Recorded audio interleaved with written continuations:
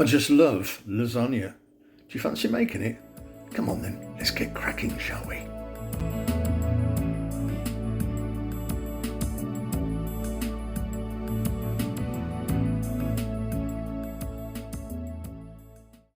Hi everyone, welcome back to the channel. I'm excited today because we're making lasagna. It's a simple and straightforward version of lasagna. Okay, so in the pot I've got onions, bay leaf and some olive oil. In goes some lovely fresh garlic, and we're going to cook that with our Italian seasoning and oregano and some ground beef, minced beef. Let's cook that for about 10 minutes, and when it starts to come to boil, let's throw in our mixed bell peppers and mushrooms. Cook that for a further 15 minutes until the meat is completely cooked through. Once it is, we can add some more ingredients. Firstly, Worcestershire sauce, you heard right. Followed by some tomato pulp or tomato passata. In goes some beef stock. Give that a good stir and bring it to a boil. And once it's boiling away, we can throw in some tomato ketchup for acid and sweetness and balance. Give that a stir before adding some tomato paste. And that's pretty much it.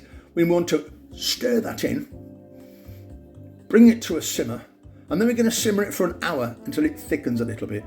And what you see now is exactly the consistency. And if we can get a close-up on this just to show you exactly how thick, there we are, that's the perfect consistency. Season it with salt and pepper, exactly how much you want to put in there, and then reserve it, put it to one side when we make the bechamel. Okay, I've got some hot milk with an onion inside. The hot milk's going to come to a boil. The onion has been studded with cloves. Once it comes to a boil, I want you to melt some butter in a pan, sizzling away. Add some flour, mix it to a paste. Turn the heat right down at this stage, by the way. Mix it to a lovely paste until all the flour's disappeared. When the flour's disappeared, we're going to cook it out for about 90 seconds only. Once we've done that, we can start adding our hot milk gradually, little bit by little bit. You want to use half cream, half milk, it's entirely up to you. After you've added the first batch of milk, mix the paste into the liquid until it's all mixed together and it's leaving the sides of the pan. Then it's time to add a little bit more. Okay, and once again, same again, mix it in until the paste starts, and the paste's going to get looser here. So let's add a little bit more milk, and as you'll see, the paste is going to be transformed into our bechamel.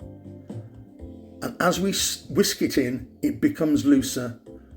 And if you do it gradually over a very, very low heat, I promise you it'll be smooth and it won't burn.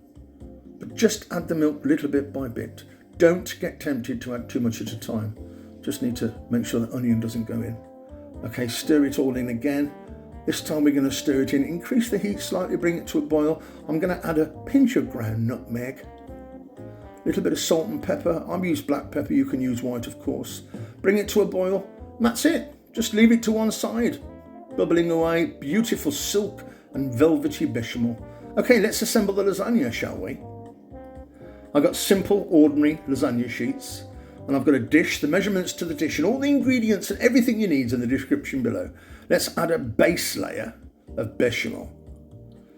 Simple bechamel first. I like to snip a little bit off the corner of the lasagna sheet so it fits nicely into my dish.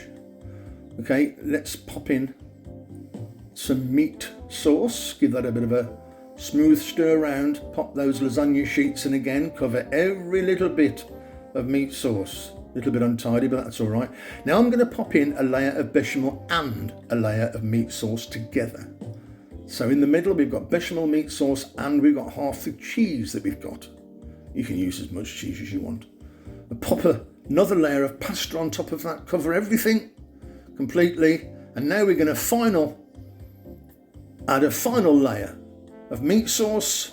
Get rid of that bay leaf. Away with you, Mr. Bay Leaf.